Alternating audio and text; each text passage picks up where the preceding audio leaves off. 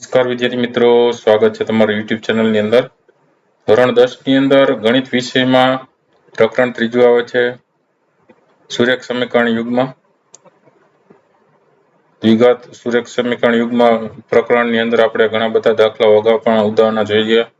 હવે સ્વાધ્યાય 3.1 ની આપણે આજે ચર્ચા કરવાના છીએ. તો 3.1 ને લગતા જે કંઈ અલગ અલગ દાખલાઓની રીત છે ખાસ યાદ રાખજો. આવનારી પરીક્ષાની અંદર પણ પ્રશ્ન પૂછાય છે આના, એટલે એ પણ તમને ઉપયોગી થશે. બીજું ઘણા બધા વિડીયો ચેનલમાં મુકાઈ ગયા છે. ધોરણ 10 ના જોવા હોય તો ઉપર વિડીયો સેક્શનની બાજુમાં પ્લેલિસ્ટ છે, પ્લેલિસ્ટમાં જશો નીચે તમને ધોરણ 10 નો અલગથી પ્લેલિસ્ટ જોવા મળશે, જેમાં આવનારી પરીક્ષાની અંદર ઉપયોગી થાય એવા વિડીયોઝ ઘણા બધા મુકાઈ ગયા છે.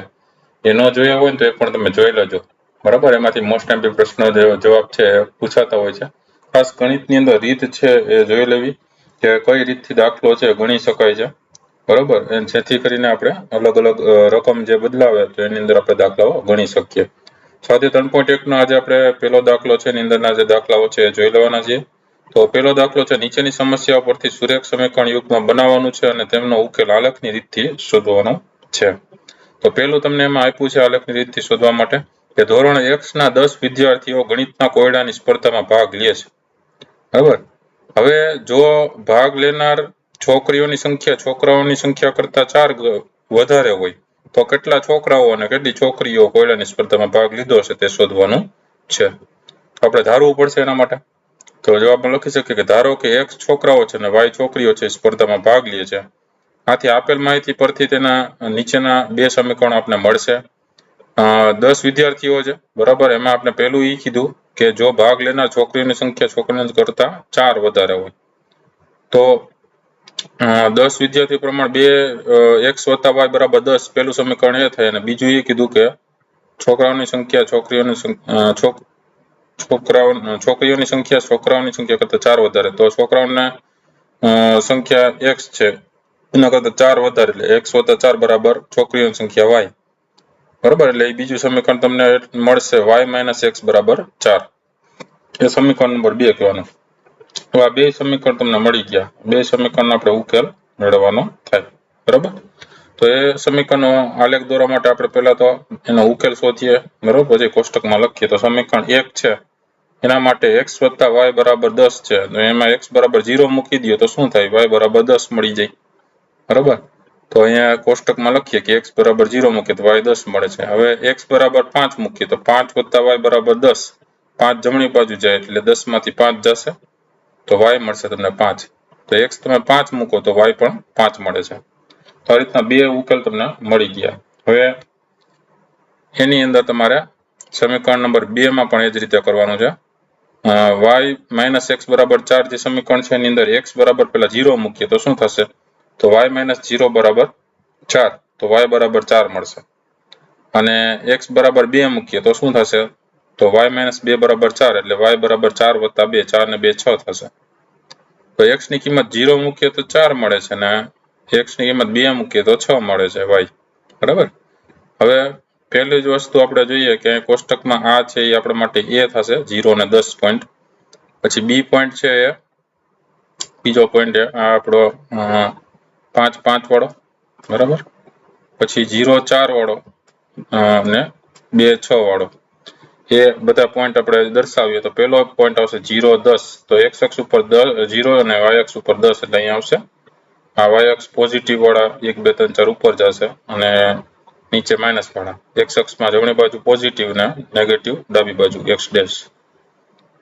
બીજો પોઈન્ટ જે હતો 0 10 સિવાયનો 5 5 છે, તો 5 x અક્ષ ઉપર હોય ને y અક્ષ ઉપર હોય, એટલે આ 5 અહીંયા x અક્ષ ઉપર ને y અક્ષ ઉપર બે જગ્યાએ 5 5 વાળો પોઈન્ટ થયો. ત્રીજો પોઈન્ટ હતો 0 4, તો 0 4 એટલે x અક્ષ 0 હોય ને y અક્ષ 4 હોય, એટલે અહીંયા પોઈન્ટ થશે, બરાબર. અને 2 6 વાળો પોઈન્ટ છે એમાં x અક્ષ ઉપર 2 અહીંયા છે, y અક્ષ ઉપર 6, એટલે અહીંયા પોઈન્ટ થશે. પણ આને તમે દર્શાવો તો 0 10 અને 5 5 માંથી પસાર થતી આ સીધી રેખા તમે જોઈ શકો છો, બરાબર છે. 10 માંથી પસાર થઈ છે. બીજી રેખા તમે જોઈ શકો છો અહીંયા. તો આ જે 0 10 ને 5 5 માંથી પસાર થાય એને કહેવાય x + y = 10 વાળી રેખા. અને બીજી જે રેખા આમ પસાર થઈ છે 0 4 2 6 અને 3 7 માંથી પસાર થઈ છે, બરાબર.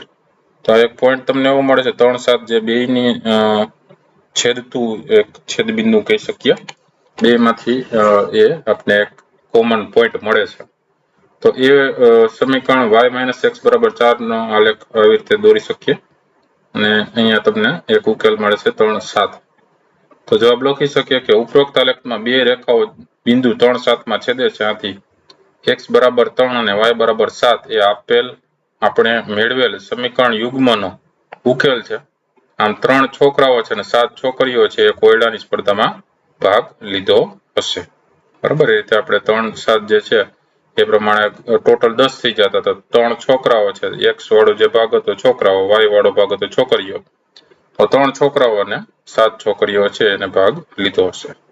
ત્યાર પછી બીજું ઉદાહરણ જોઈએ કે 5 પેન્સિલ અને 7 પેનની કુલ કિંમત ₹50 છે અને તે જ કિંમતવાળી 7 પેન્સિલ તથા 5 પેનની કુલ કિંમત ₹46 છે. તો એક પેન્સિલ અને એક પેનની કિંમત શોધવાની છે. એના માટે પણ ધારવું પડશે. તો જવાબમાં લખી શકીએ કે ધારો કે એક પેન્સિલની કિંમત ₹x છે અને એક પેનની કિંમત ₹y છે. આથી આપેલ માહિતી મુજબ આપણે નીચેના બે સમીકરણો લખી શકીએ છીએ. તો 5 પેન્સિલ એટલે 5x થયું વત્તા 7 પેન એટલે 7y થયું. એના બરાબર કેટલા રૂપિયા? તો 50. તો 5x વત્તા 7y = 50. એ સમીકરણ નંબર 1. એ જ રીતે 7 પેન્સિલ ને 5 પેન એ ₹46 છે. તો 7x વત્તા 5y = 46 છે. સમીકરણ નંબર 2. આ સમીકરણનો આલેખ દોરવા માટે આપણે બંને સમીકરણના બે ઉકેલ શોધીએ. તો સમીકરણ 1 ની અંદર જોઈએ તો આને આવી રીતે લખી શકીએ 7y = 50 માઈનસ થઈ જશે. આ બાજુ જમણી બાજુ આવશે એટલે 50 - 5x. 7 અહીંયા ગુણાકારમાંથી છેદમાં જશે તો y = 50 - 5x ના છેદમાં 7. હવે અહીંયા આપણે x ની કિંમત લઈએ છીએ 3. તો y = 50 તો છે જ માઈનસ 5 ગુણ્યા x ની જગ્યાએ 3 મૂક્યા. તો 50 - 5 તેરી 15. 50 માંથી 15 જાય તો 35 ને છેદમાં 7. તો 7 પંચા 35. તો y તમને મળશે 5. બરાબર, એ જ રીતે x = 10 મૂકીએ છીએ તો y બરાબર 50 - 5 ગુણ્યા 10 છેદમાં 7. તો 50 - 5 10 50 એટલે 50 - 50 એટલે 0. 0 ના છેદમાં 7 એટલે 0. તો y તમને 0 મળે છે. તો અહીંયા આપણે કોષ્ટક લખી શકીએ કે x જ્યારે 3 હોય ત્યારે y 5 મળે છે અને x જ્યારે 10 હોય ત્યારે y 0 મળે છે.